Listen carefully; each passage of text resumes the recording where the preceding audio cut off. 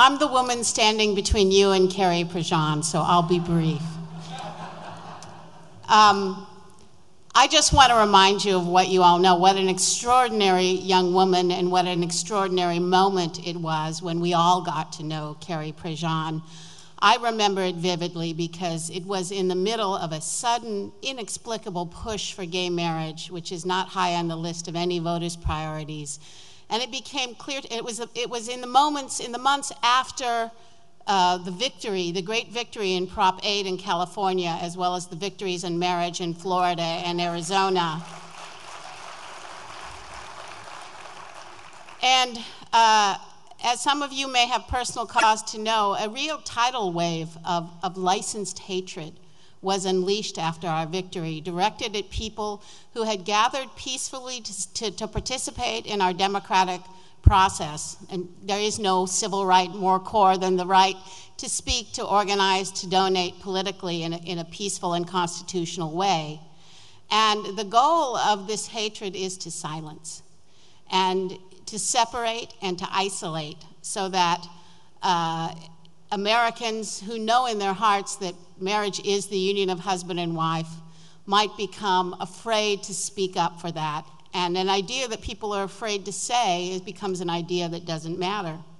So in the middle of this fight at the National Organization for Marriage, when we're actually thinking of, we're on my plate is developing some sort of advertisement campaign that can make this visible, what's happening on gay marriage. And all of a sudden, I hear about Carrie Prejean. And I have to say, I was not watching the Miss USA pageant. So I went and I looked at it at YouTube, and it was just I remember it vividly. It was an extraordinarily moving moment watching what happened on that stage in front of everyone.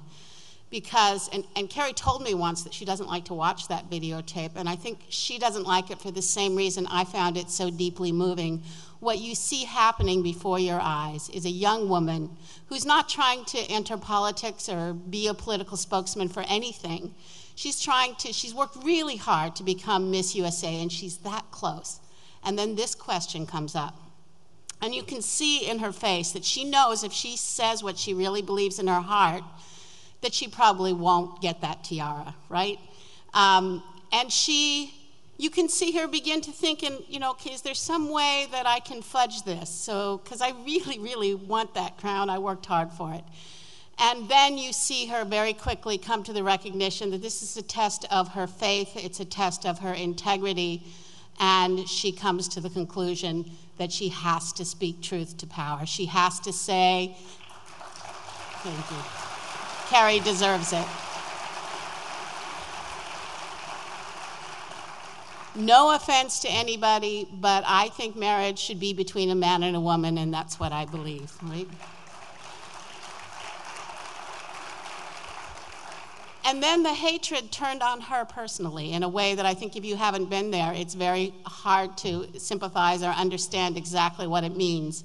But I remember when in the process of going on television and defending Carrie, I was in a green room, and the other guest wasn't on for the Carrie Prejean segment. He was a movie reviewer from Hollywood. And but he wanted to talk to me about Carrie when he heard what I was on for. This is really unusual. In the green room, we're all like pros. We don't, it's kind of unseemly to be doing the debate in the locker room there.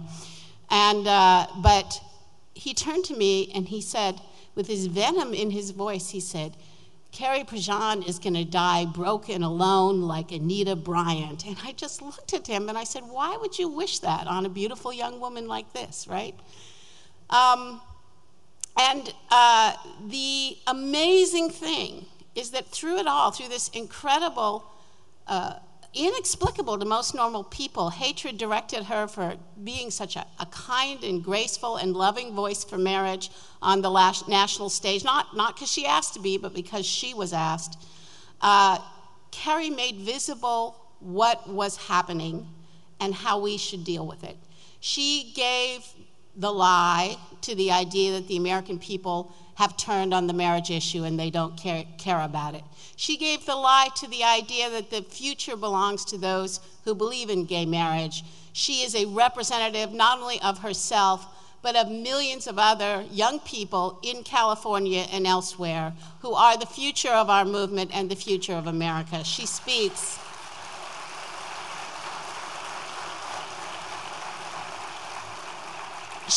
to what is best in all of us, whether you agree with her or disagree with her on the marriage issue, but I think most of us here agree with Carrie, right?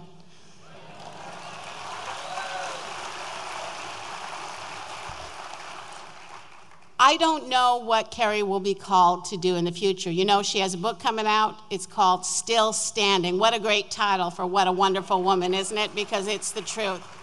But I do know this, that whatever God calls her to do, whether it's in her work with Special Olympics, she has a ministry and a deep heart and a lot of hands-on love for working with disabled Americans and with particularly the athletes in the Special Olympics. Whether it's as a spokesperson for Christ in the world to the next generation, whether it's simply as a role model of what do you do when when people try to make you afraid to speak up for your deepest and core values. I know whatever God is calling Carrie to do, that Carrie is going to obey the most frequently repeated, I think, command in the Gospels: be not afraid. God bless you, Carrie. Thank you. It's a privilege to be here and share this moment with you. Thanks.